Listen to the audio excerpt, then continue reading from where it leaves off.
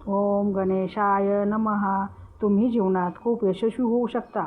तुम्ही शत्रूपेक्षा नेहमी 2 पावले पुढे राहून विजय मिळवू शकता. नेहमी यशाच्या पायऱ्या चढत यशाची नवीन शिखरे गाठू शकता. पण यासाठी काय केले पाहिजे ते जाणून घेऊया. शत्रूंना पराभूत करण्याची पहिली अट म्हणजे त्यांना कधीही कमी लेखू नये. त्यांना कमी लेखण्याची चूक महागात पडू शकते. असे केल्याने खेळात अपयश येऊ शकते. म्हणून तुमचा शत्रू कितीही बलवान असला तरी त्याला कधीही कमी लेखू नका. प्लॅन नेहमी गुप्त ठेवा.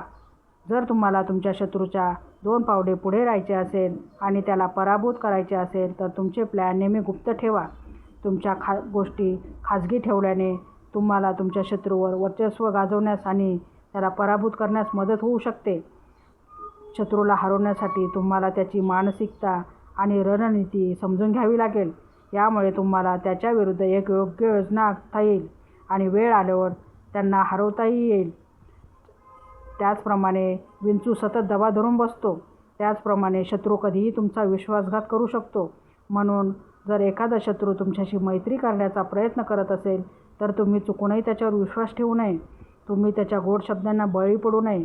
जरी तुम्ही त्याचे बोलणे ऐकले तरी त्याप्रमाणे वागू नये. जर तुम्ही हे लक्षात ठेवले तर तुमचा शत्रू तुम्हाला कधीही इजा पोहोचवू शकणार नाही.